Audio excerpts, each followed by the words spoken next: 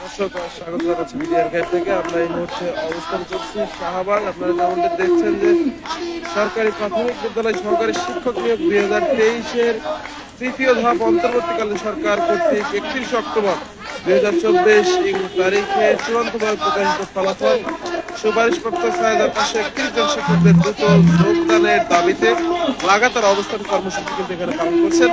এবং দর্শক আপনাদেরকে একটু জানিয়ে রাখি, এর আগেও কিন্তু দীর্ঘদিন তারা তাদের নিয়োগের তৃতীয় ধাপে তাদের নিয়োগে যে তাদেরকে বঞ্চিত করা হয়েছে এই বিষয়ে কিন্তু তারা দীর্ঘদিন ধরে অবস্থান কর্মসূচি পালন করছেন। এবং আজকে অবস্থান কর্মসূচি কিন্তু দীর্ঘ প্রায় 22 দিন অতিক্রম করছে। এর আগে কিন্তু তারা শাহবাগ প্রেস ক্লাব এবং জাতীয় প্রেস ক্লাব এবং বাংলাদেশ সচিবালয়ের সামনে কিন্তু তারা অবস্থান নিয়েছিলেন এবং কয়েক দফা কিন্তু তাদের অবস্থান কর্মসূচিতে পুলিশের সাথে কিন্তু বাকবিতণ্ডা হয়। এর আগে কিন্তু তারা শাহবাগে অবস্থান কর্মসূচি নিয়েছিলেন এবং শাহবাগ অবস্থান কর্মসূচি ঘোষণা করেছিলেন এবং সেখানে কিন্তু তাদের পুলিশের সাথে একটি বাকবিতণ্ডা তৈরি হয়ে যায় এবং পুলিশ কিন্তু তাদের সতর্ক করার জন্য সেখানে জলকামান এবং লাঠিচার্জ করে এবং পুলিশ তাদেরকে কিন্তু ছত্রভঙ্গ করে দেয়। এর আগে তারা সচিবালয় ঘেরাও করতে গেলে সেখানেও কিন্তু পুলিশের সাথে বাকবিতণ্ডা হয় এবং পুলিশের সাথে বাকবিতণ্ডার এক পর্যায়ে কিন্তু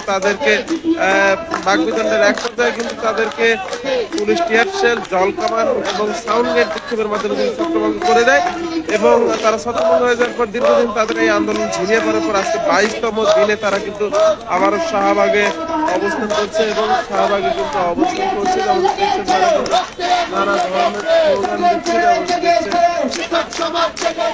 তারা যেমনটি বলছেন যে 6,531 জন শিক্ষককে বিনা নোটিশে হঠাৎ নিয়োগ দিয়ে পরীক্ষায় উত্তীর্ণ হওয়ার পরেও তাদের নিয়োগ বাতিল হয়েছে। তাদের নিয়োগ বাতিল হওয়ার কারণের মধ্যে যেমনটি সবাই বলছেন যে 31 সদস্যের নিয়োগ বঞ্চিত একটি দল কিন্তু তাদের এই নিয়োগ অবৈধ করার মর্মে কিন্তু রিট করেন হাইকোর্টে। সেই রিটের পরিপ্রেক্ষিতে কিন্তু তাদের এই নিয়োগ বাতিল করা হয় এবং সেই রিটে কিন্তু অভিযোগ করা হয় যে তারা কোটার যে প্রথা সেটি কিন্তু এখানে অ্যাপ্লাই করা হয়েছে এমন মর্মে কিন্তু মূলত তারা এখানে অবস্থান কর্মসূচি কিন্তু চলে যাচ্ছে। যেমন দেখছেন যে আজকে কিন্তু তাদের 22তম দিন চলছে অবস্থান কর্মসূচি।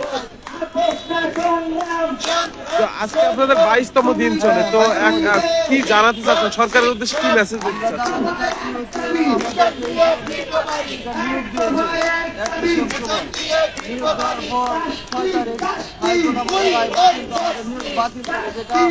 আমাদের নিয়োগ প্রত্যাশীদের জন্য পারিবারিকভাবে, সামাজিকভাবে এবং অর্থনৈতিকভাবে ক্ষতির সম্মুখীন। উল্লেখ করেছেন যে এখানে 3টি মন্ত্রণালয়, প্রাথমিক গণশিক্ষা মন্ত্রণালয়, আইন মন্ত্রণালয়, জনপ্রশাসন মন্ত্রণালয় সম্মিলিতভাবে আমাদের আইনের বাধা থাকে তাহলে আইনের প্রতি মানুষের শ্রদ্ধা উঠে যাবে, আস্থা উঠে যাবে। যেমনটা আমরা পরীক্ষার শিকার হয়েছি, আইনের বৈষম্যের শিকার হয়েছি। আমরা সমাধানের জন্য বর্তমান অন্তর্বর্তী সরকারের প্রধান লক্ষ্য অনুসারে সহযোগিতা কামনা করতে ওনার দৃষ্টি আকর্ষণ করছি। নারী বান্ধব মানুষ, নারী উন্নয়নের জন্য, গ্রামীণ ব্যাংক করেছে নারী উন্নয়নের জন্য সর্বোচ্চ আমরা দৃষ্টি আকর্ষণ করি যাতে আমাদের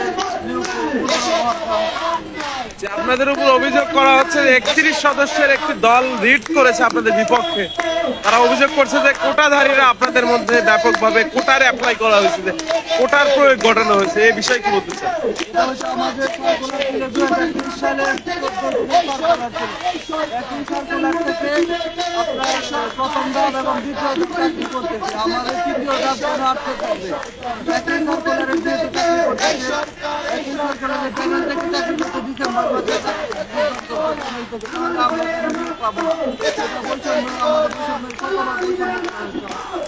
কয়েক দফা আপনারা যমুনাতে প্রধান উপদেষ্টা বরাবর বৈঠকের জন্য গিয়েছিলেন কয়েকবার, 2বার সম্ভবত। তো সেখান থেকে আপনারা কি সমাধান পেলেন? আশ্বাসই পাচ্ছি এবং আপনারা ইতিমধ্যে দেখেছেন আমাদের গণশিক্ষা উপদেষ্টা ডক্টর বিধান রঞ্জন রায় পোদ্দার। উনি বলেছেন এখানে আইনি এই নিয়োগের মধ্যে আইনি কোনো বাধা নেই, আইনি সকল প্রক্রিয়া মেনে আমরা নিয়োগ কার্যক্রম সম্পন্ন করেছি।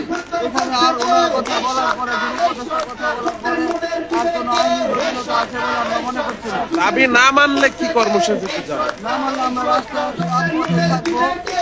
পরবর্তী কর্মসূচি আমরা 2 তারিখের পর ঘোষণা করবো। কিন্তু আজকে আপনাদের উপস্থিতি অনেক কম। উপস্থিত আসলে দেখেন অনেকে রাস্তায় এসে পথের মধ্যে আছে, আস্তে আস্তে আমরা আশা করছি ঘন্টাখানেকের মধ্যে আমাদের উপস্থিতি পরিপূর্ণ হয়ে যাবে। আর এছাড়া আরেকটি বিষয় বলে, এখানে অনেকে প্রত্যন্ত গ্রাম থেকে আসছে, অনেকে ঢাকায় আসার মতো টাকা পয়সা পর্যন্ত নাই, যে বাড়ির কতদিন থাকা যায় মানুষের। নারীদের আপনার কর্মসংস্থানের ব্যবস্থা নাই, অষ্টমের ব্যবস্থা নাই, রোদে পড়েছে, অনেকে আছে যুবতী মেয়ে, একটা বাচ্চা আছে, 2টা বাচ্চা আছে, 2টা বাচ্চা আছে, রেখে মেয়েরা আসতে পারতেছে না। এই জন্য হচ্ছে আমরা এখন উপস্থিত তুলনামূলক আগের চেয়ে কম। মূল যে সমস্যা হচ্ছে এখানে অর্থনৈতিক সমস্যা। আমাদের গ্রামকে ব্যাংকে সবার টাকা পয়সা নাই, যে মেয়েরা আসবে বা ছেলেরা আসবে সবাই টিউশনি করে বা ছোটখাটো মধ্যবর্তী মিলে থেকে এই চাকরির ব্যবস্থা করতেছে। তো সেই জন্য আমরা উপস্থিত পাচ্ছি। একজন মেয়ে কথা বলবে, মেয়ে একজন কথা বলে। দর্শক শুনছিলেন যে তারা কিন্তু বলছেন যে তারা নানাবিধ সমস্যার কারণে কিন্তু মূলত তারা তাদের এই অবস্থার কর্মসূচি তারা দেখছেন যে তারা কিন্তু নানাভাবে স্লোগান দিচ্ছে। আসলে আপনাদের 22তম দিন চলছে আজকে অবস্থান কর্মসূচি। তো এখন পর্যন্ত সরকারের কাছ থেকে কি মেসেজ পেলেন যে কি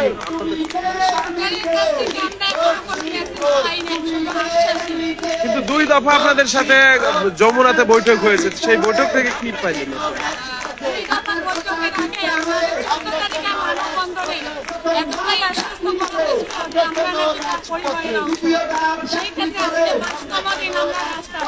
আমাদের সাথে কোনো প্রতিনিধি দল আসেনি, কিংবা আমরা প্রধান উপদেষ্টা মাননীয় ডক্টর মোহাম্মদ ইউনূস স্যারের সাথে একটা প্রতিনিধি দল দেখা করার সুযোগ পেয়েছে, সেটাও দিচ্ছে শুধু আশ্বস্ত করা। যে এখন দাবি না মানা হলে কি ধরনের কর্মসূচি হবে? কেন দাবি মানা হচ্ছে?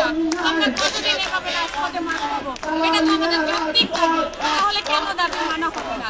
যেহেতু 3টা মন্ত্রণালয় সুপারিশ করেছে, আইন মন্ত্রণালয় অনুমতি দিয়েছে, তাহলে দাবি না মানার কি আছে? মানে এটা তো আমাদের 19-এর বিধিমালা, এটা প্রজ্ঞাপন হচ্ছে নির্বাহী আদেশে প্রতিষ্ঠিত হয়, আর আপনার বিধিমালা হচ্ছে রাষ্ট্রীয় আদেশে। তো আমরা মনে করি যে রাষ্ট্রীয় এখানে আমাদের সুপারিশ করতে করছে, দাবি না মানার কিছু না। আচ্ছা, আপনাদের উপর অভিযোগ করা হয় যে 31 সদস্যের যে দলটি আপনাদের বিরুদ্ধে রিট করেছে, তারা অভিযোগ করছেন যে আপনাদের মধ্যে কোটার ব্যাপক প্রয়োগ ঘটেছে। তো এই বিষয়ে কি? আসলে কোটার কথা বলতে কেন? এটা তো বিধিমালা। আমরা যে পরিকল্পনা করি সেখানে 93 কথা বলছে, ওইখানে একটা মুক্তিযোদ্ধা সরকারের কথা বলতে বলে আমরা মুক্তিযোদ্ধার কথার অপশন ছিল না, ওইখানে উপজেলার কথার অপশন ছিল না। তাহলে আপনি যেখানে কিভাবে রেজাল্ট করবেন? আমরা যদি ডিক্লেয়ার করাই একটা বিধিমালা চেঞ্জ করতে হলে সেটা প্রণয়ন করতে হয়, প্রণয়নের মাধ্যমে পরবর্তী সার্কুলারে যদি আসে আমরা সবাই সেইভাবে অংশগ্রহণ করবো। আমাদের এটা পূর্বের নিয়ম, বিধিমালা অনুযায়ী সুপারিশ প্রাপ্ত, আমরা এভাবেই আমাদের শুনছিলেন যে তারা কিন্তু বলছেন যে তাদের বিধিমালা অনুযায়ী যে নিয়োগ হয়েছে সেই নিয়োগে কিন্তু মূলত তারা আবারও নিয়োগ করবে। সেটাই ছিল শাহবাগ থেকে প্রাইমারি শিক্ষকদের বিষয়ে আমাদের